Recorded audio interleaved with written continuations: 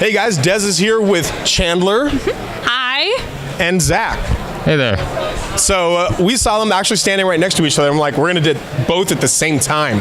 We're going to double the fun for you guys here. So the question for you guys is, we have Navi, and then what armor set is this from Monster Hunter?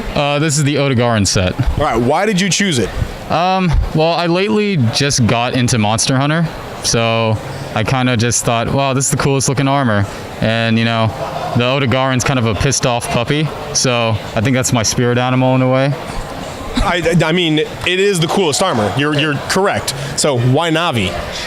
Legend of Zelda was what got me into nerdom in general. It's what I grew up with. It was my first video game I ever played.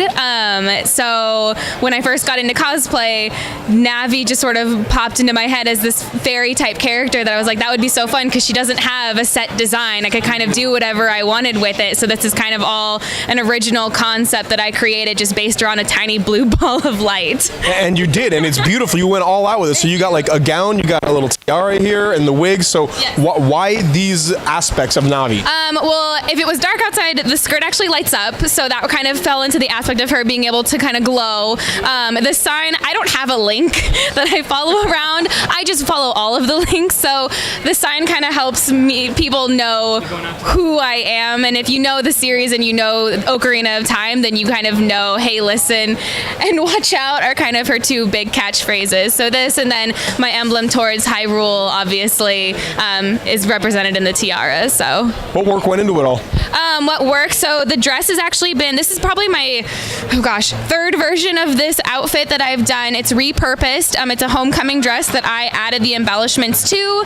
The lights, that's about 18 feet of LED lights that are sewn into it and are all remote controlled. The flowers, the beading. I commission the tiara, and then I make the sign new every single con. So I change the font up every single time, so I can always usually tell which con I've been at with pictures depending on which font I used that time. That makes sense. And then the wings I also had commissioned from the creator Hello Fairy. She and I were able to draw something up. She was the one that laminated and sprayed them, and I embellished them with the jewels. Fantastic. Zach, how about you, man? This thing looks incredibly complicated. What work went into making it all? Yeah, so all this is made completely out of EVA foam, and it took me about a month to make.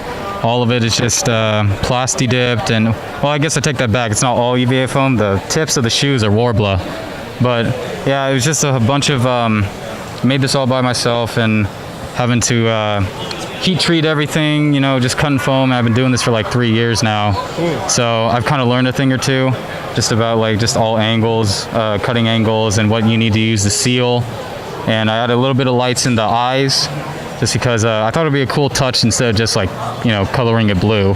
Now there's like weathering and carving and all kinds of great details in the armor. You did all that yourself as well? Yeah, I did that. It took me a lot of sleepless nights. I'm not gonna lie to you, man. I got about 5 hours in the past week. I mean, it looks amazing though, well worth it. So, are there some tips you would give a beginning cosplayer? Absolutely. Just never be afraid to try something new with material, and if you don't get it for the first time, that always happens. Cosplay is more about just having fun and learning the experience of just making and building and having fun with your friends over cons and everything. It's all about just keep going and trying, because you know you'll always get better.